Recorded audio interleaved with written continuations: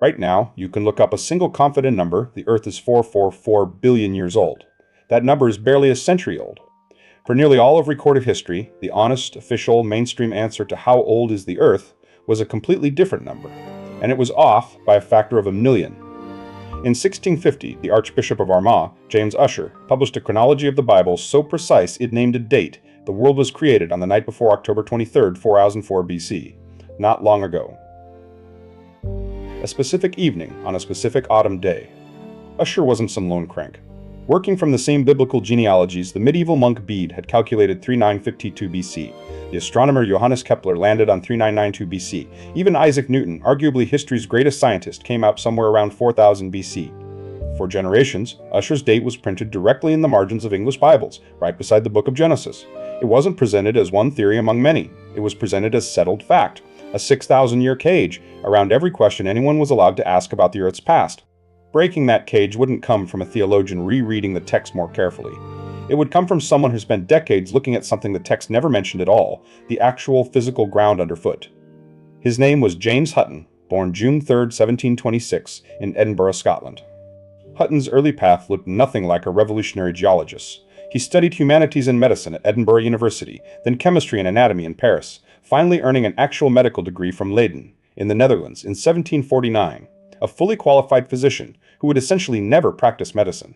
Instead, in 1750, Hutton and his friend James Davies set up a small chemical works in Edinburgh, manufacturing sal ammoniac from ordinary soot. It was, unexpectedly, a real business success, steady income that would support Hutton comfortably for the rest of his life. With money secured, Hutton took over 2 inherited farms in Berwickshire, in the Scottish borders. He traveled to Norfolk and to Flanders specifically to study the most advanced farming methods of the age, then brought those techniques home and applied them himself. For over a decade, Hutton ran those farms, turning them into some of the best managed land in the region. But he was also becoming obsessed with something his neighbors barely noticed at all: exactly what wind, rain, and running water actually do to soil and rock year after year. Hutton's daily observation was almost embarrassingly simple. Rain washes loose soil into streams. Streams carry that silt down into rivers. Rivers eventually dump every grain of it into the sea. It happened on his own farm every single season, without exception. And that raised an obvious question nobody around him seemed to be pressing very hard. If that erosion genuinely never lets up, carrying a little more of the land into the ocean every year, why weren't the mountains already gone? Or at least visibly, dramatically worn down? 6,000 years of erosion, however steady, shouldn't be enough to visibly reshape a whole landscape. But Hutton could see, plainly, in his own fields and streambeds, that the reshaping was already well underway, and had clearly been running for a very long time. In 1768, financially secure and increasingly restless, Hutton gave up farming altogether and moved to Edinburgh to pursue science full-time, arriving in the middle of one of the most extraordinary intellectual scenes Europe had ever produced. His new circle of friends reads like a highlight reel of the Scottish Enlightenment: the chemist Joseph Black, the engineer James Watt, the economist Adam Smith, and a young mathematician named John Playfair, who would become Hutton's closest scientific companion. Hutton began traveling across Scotland's coasts, glens, and hillsides on horseback, rock hammer in hand, reading exposed cliff faces and stream cuttings like a text written in a language almost nobody else could yet decipher. In 1785, in the remote Highland valley of Glen Tilt, Hutton and his friend John Clerk found something that would become one of his sharpest pieces of evidence: boulders where bright red granite cut directly through older gray rock called schist. The logic was simple and devastating. If granite had once been molten rock, forced while still liquid into cracks in the older schist, then the granite had to be younger than the rock surrounding it. Heat from deep inside the earth, not slow settling from some ancient global ocean. That single observation put Hutton directly at odds with the reigning theory of the age, German geologist Abraham Werner's Neptunism, which held that essentially all rock, granite included, had crystallized out of one vast, ancient planet-covering ocean, long ago and once, and never again. Hutton's counter-idea was audacious. Rock doesn't just settle once and stay exactly as it is forever. It forms, breaks down, and reforms, over and over, driven by heat generated from inside the planet itself. A machine, not a monument. And if that cycle really does run on, self-renewing, with heat from below constantly rebuilding what erosion tears down from above, then no calendar built from a book of genealogies could possibly be anywhere close to long enough to contain it. Here's Hutton's theory in plain terms, the whole engine laid bare. Mountains erode into sand, silt, and mud, which rivers carry down to the sea, where it settles, layer upon layer, on the seafloor. Buried deep enough beneath still more layers, that loose, soft sediment gets squeezed and slowly cooked by heat and pressure until it hardens into solid stone. Sandstone, shale, limestone, rock born from what was once simply mud. But the story doesn't end there. That same deep subterranean heat can eventually push the buried rock back upward, folding it, tilting it, lifting entirely new mountain ranges out of what had once been an ordinary seafloor. Those new mountains, freshly exposed to wind and rain all over again, start eroding immediately, closing the loop completely, and restarting the very same cycle Hutton had already watched play out on his own Berwickshire farm. In effect, Hutton had invented deep time logically, long before anyone could measure it in years. He couldn't name a number, but he could prove the number had to be enormous, because he could watch every single step of the cycle happening just unbearably, patiently, slowly. In 1786, on the island of Arran off Scotland's west coast, Hutton found another telling clue, a place where older, sharply tilted rock lay directly beneath a completely different, younger layer. A small preview of the pattern he was chasing. Then, in 1787, at a spot called Inchbonny, on the banks of the Jed Water near Jedburgh, he found a far clearer version of the same structure, near vertical old rock, worn flat, buried directly beneath fresh, undisturbed horizontal strata. Hutton's own later words about that Jedburgh moment survive. He rejoiced at my good fortune in stumbling upon an object so interesting, which I had been long looking for in vain. He hadn't stumbled onto this by accident. He'd been hunting for it for years. He wanted a structure like this because a single, dramatic outcrop, seen with your own eyes, could make his entire cyclic theory undeniable. Not through an abstract argument on paper, but through a fact you could stand on and touch. March 7, 1785, Hutton's paper, Theory of the Earth, is formally read to the Royal Society of Edinburgh, not by Hutton himself, but by his close friend, the chemist Joseph Black, reading the first half on Hutton's behalf. On April 4, 1785, Hutton reads the second half himself. Between those two sessions, decades of solitary fieldwork across Scotland's coasts and glens had finally become a single, formal, public, scientific claim. The room's reaction was mixed at best.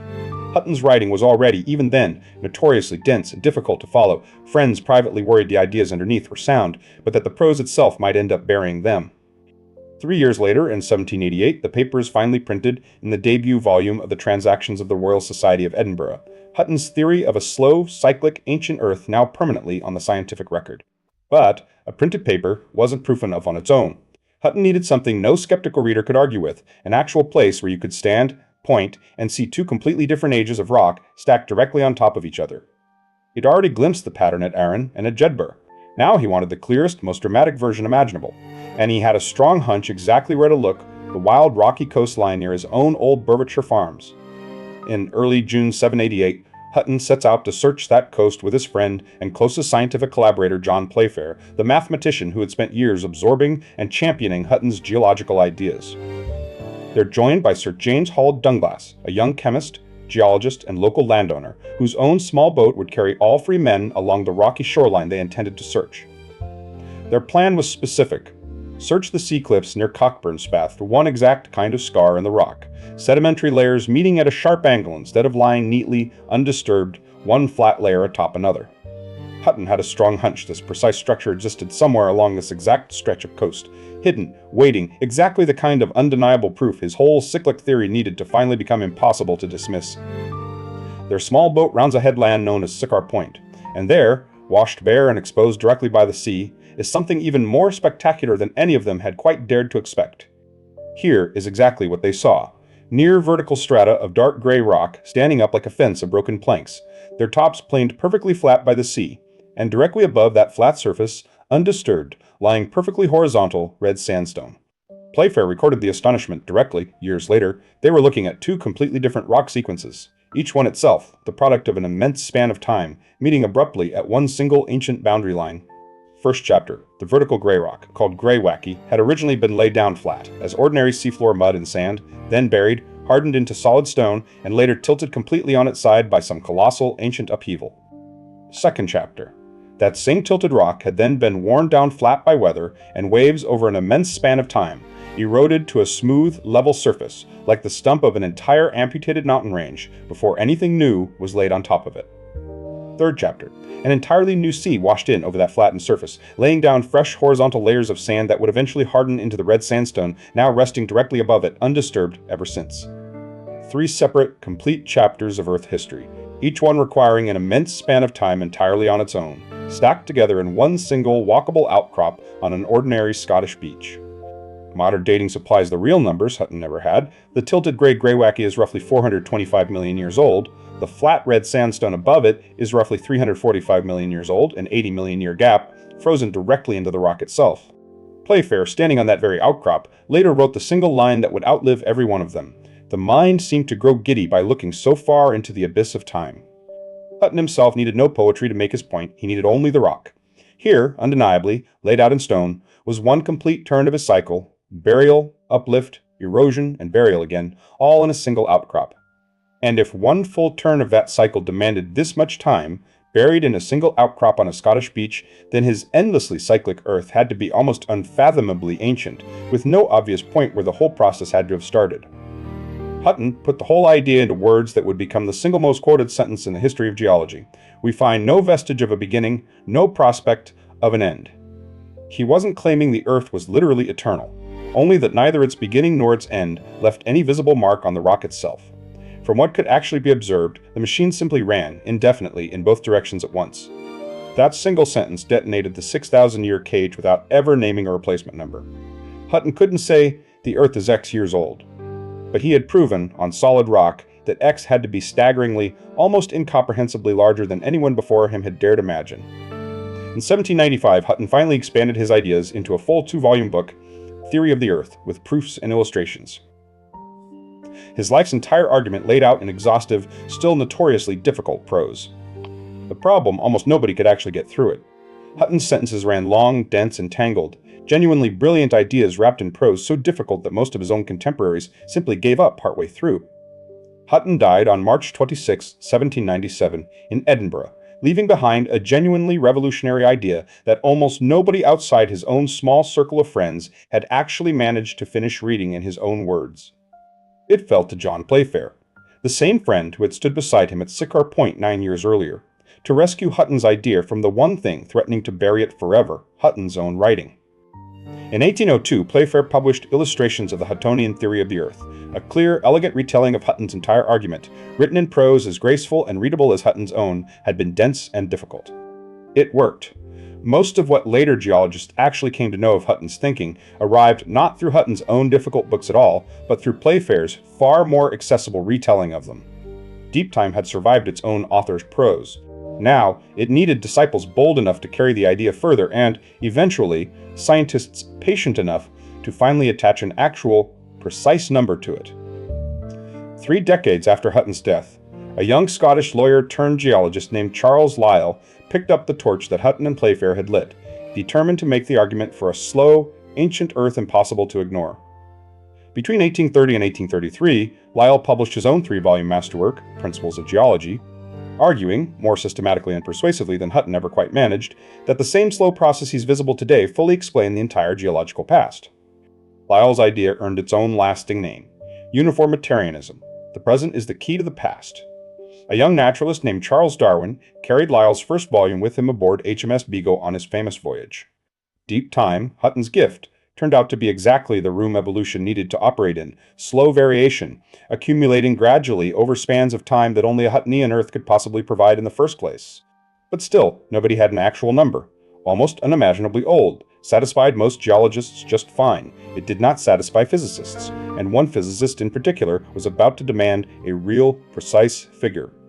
William Thomson, later known as Lord Kelvin, was one of the towering physicists of the Victorian Age, a master of the still new science of thermodynamics, the precise physics of heat, energy, and how both inevitably dissipate over time.